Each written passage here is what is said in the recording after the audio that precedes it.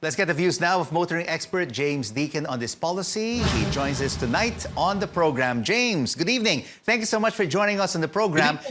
Shouldn't the full implementation of this Child Safety in Motor Vehicles Act be deferred until further notice? The deferment is just for 6 months. Is that realistic?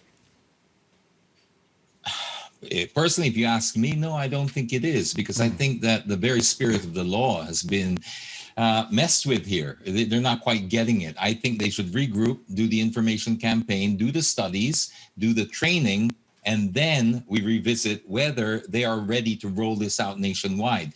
There's too many holes here, Rico. I probably end up doing much and good, and yet this is such a very good law, one we should all support. Let's take a look at the economic side of the equation, James. So many of our kababayans until today are trying to make ends meet. A child car seat is worth, thousands of pesos. Let's take a look at the price range right now on your screens. They range from, let's say, the lower end from 5,000 to 10,000 pesos, the mid-range 15,000 to 30,000, and the high end is 35 to 79,000 pesos per car seat. What if, a family have 2 or 3 kids below 12 years old? I mean, this will be difficult on many parents' pockets.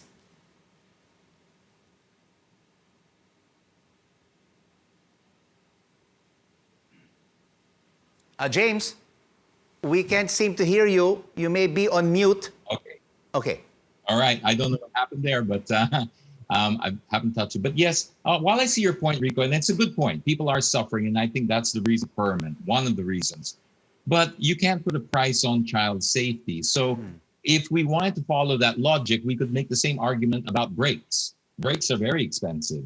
So are airbags. But these are things that have become standardized and are always going to get resistance. So I wouldn't tackle it from the economic point of view, except for the fact that during a pandemic, not a good time to introduce this, especially considering we're sending the message to children that they should be staying at home. Why would we be putting this law into action right now?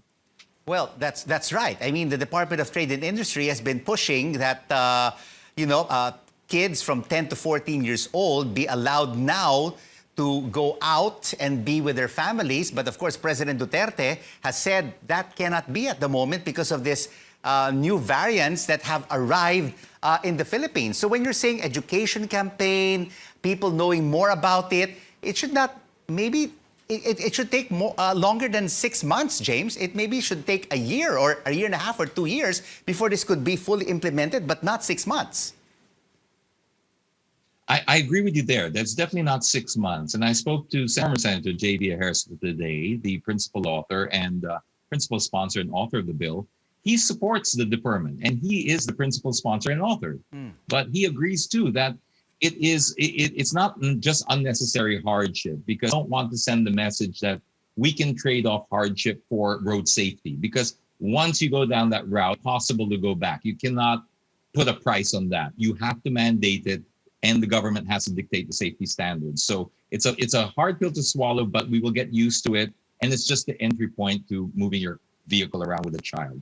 But I think maybe a year to 2 years, because of the fact that they also need to study how they're going to do it for public vehicles. So we should initiate with the private vehicles, learn from that, get the data. It's mandated in the law that after a year, they have to come up with a recommendation and implementation for buses, jeeps, and even the TNVS. There's a very big gray area there. Are they PUVs? Because when I was speaking to former Senator, JD said that they are PUVs, but they have seat belts. So medyo, it's in that middle area. It's not a jeepney or a bus that doesn't have seat belts.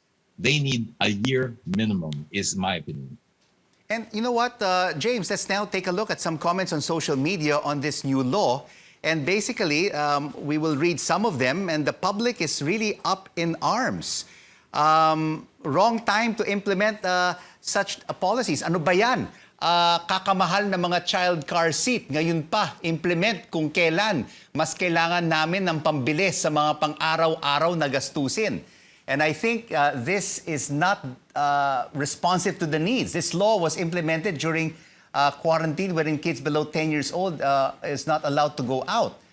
Please, LTO, kindly focus your time and efforts instead to the motorcycle plate problem. And what if you have more children, example 2 or 3? I mean, there's a dilemma there. And implement na agad tomorrow, pero dami pang di clear na details.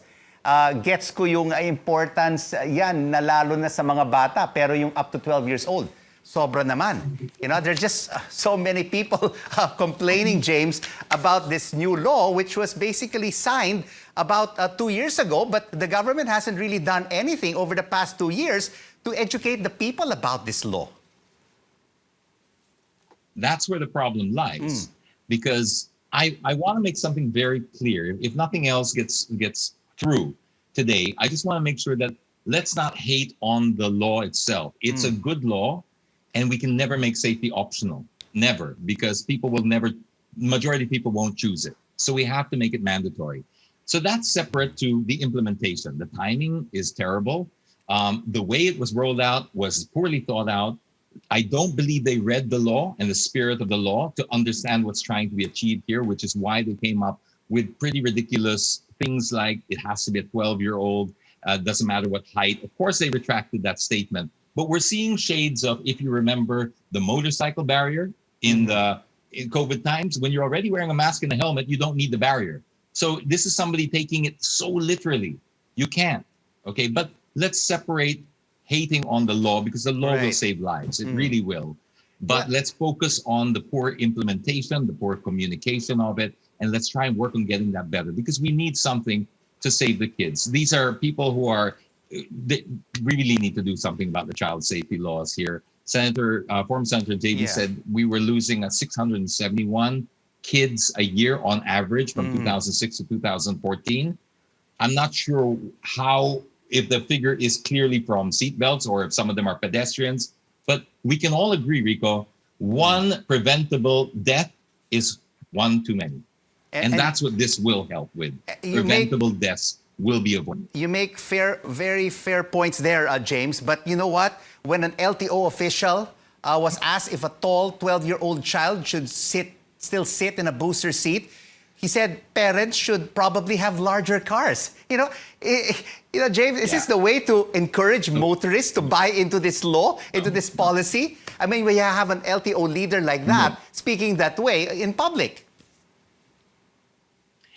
This is what frustrates me, Rico. It's because it is a good law that's getting muddled up with. When you implement it like this, you lose all respect for it. And that's what you throw out the baby with the bathwater type of thing. There is good to this law, but when people jump on it like that, speak like that out of turn, that is a classic example of somebody who didn't read the spirit of the law. They do not understand. It's basic common sense.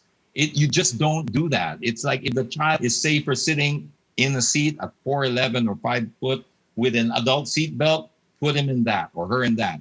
But this is, I think, it's information. They obviously rushed this, and they didn't inform not just the public, but within the own ranks. The implementing agencies have to have proper training. I was just going through the law again before we chatted, and I saw that it has to be fitted out at fitting centers. I mean, I think that's leaves a lot of room for corruption, a lot of room for, it's unnecessary.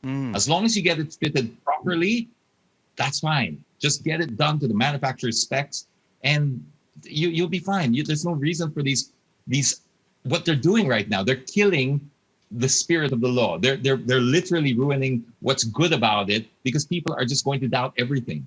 I mean, it's just sometimes I've been noticing more and more of these things, and it really gets me frustrated because it hijacks the conversation. And this is a very important conversation to have. We can't afford to be hijacked by stupidities or loose comments here and there. Let's stick to what's really important here. Let's save children's lives. Okay, I understand the implementation was very poorly rolled out. Let's fix that.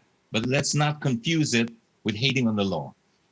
Thank you so much for your insights and for joining us on the program. James Deakin, a motoring expert.